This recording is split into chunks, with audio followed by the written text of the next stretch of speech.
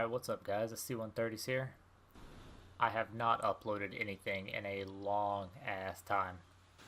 But I finally got a PC that can process videos and whatnot, so I've had a few people ask me about my longsword build. This thing is not aesthetically good at all. I mean, what the hell is that on my arm? That is just ugly. But either way, it gets results. It is not one of those elementless divine slasher builds, as you can see by the weapon on my back. I use this set primarily to kill elder dragons. But without putting too much delay on it, let's go into the set. Well, actually, we can do it this way. We'll look at the stats first. Alright, so we've got Rathalos Mastery for the increased elemental damage on critical hits. This build has a 95% affinity chance, so you will get this 95% of the time. I have attack boost level 4, primarily just for that 5% affinity, but 12 attack is always good. I run critical eye 3. I'm getting this from Jules, but we'll go into that a little bit later. I've got critical boost 3. 2 of these are coming from gear, 1 is coming from Jules. Weakness exploit 3. Again, 2 of these are coming from gear and 1 from Jules. Maximum might 3 is coming from 1 piece of gear and my amulet.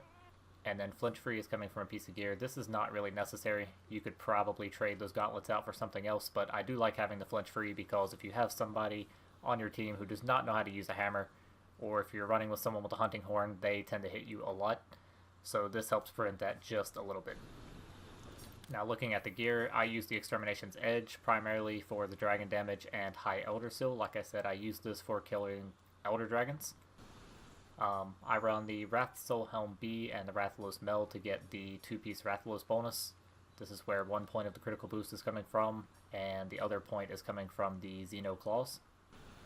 The Rathalos Meld is giving me Weakness Exploit 2. The Nergigante Coil is giving me 2 attack boost.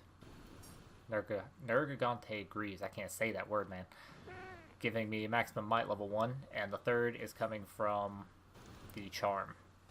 I personally use Rocksteady Mantle and Impact Mantle, but you can trade these out for anything that you would like.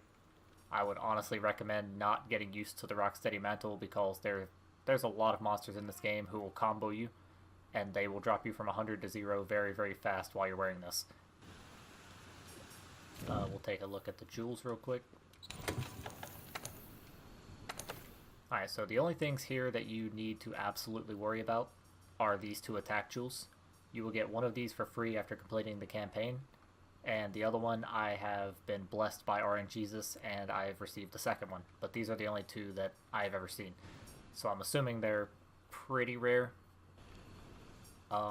I run the Tenderizer Jewel for the 3rd point and the Weakness Exploit, and a Critical Jewel to get the 3rd point and the Critical Boost.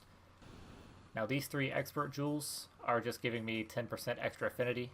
You could technically take these out and replace them with Protection or Vitality or even Speed Sharpening. Whatever you want, you could put these 3.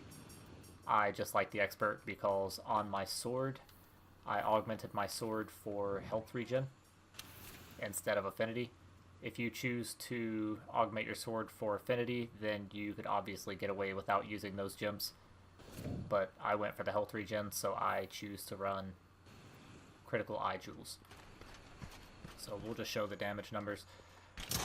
This build does not hit as hard as some of the builds that you might find online. Not by saying the numbers that you see there, but the thing about this game is the elemental damage that you're doing does not show up in these numbers. These are your raw damage numbers. So wearing the 2-piece Rathalos and 95% of your hits being affinity hits, you're still going to do some pretty decent damage. But you get a 150 on the final hit in your combo there. And this should hit about... oh, well, you didn't see that. That didn't happen. This should hit about 96, if I can actually land it. Exactly 96. And with 95% affinity, every single one of those are going to be at 96.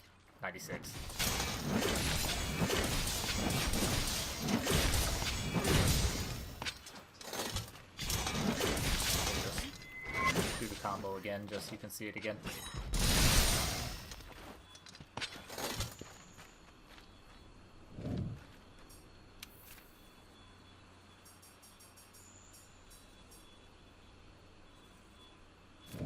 Alright, well, that is that build. If you guys would like to see any builds on different weapon types or possibly different longswords, just let me know which weapons you'd like to see and I will try my best. Oh, wait a minute. Before I finish the video, I almost forgot. The damage with the Might Pill and the Demon Powder, because you should be using these things while you're in your final Spirit Bar. You will have 1076 attack while you have these buffs on. And almost all of your hits, as long as they're not the quick slashes, are going to be over 100 damage. And I believe the Helmbreaker hits 104s. Okay, 100s. I think the Pillar to Power might have already ran out. But still, this build has been getting the job done for me. Like I said, if you don't feel comfortable with the longsword yet, I would recommend trading out those critical eye jewels for protection jewels if you have them.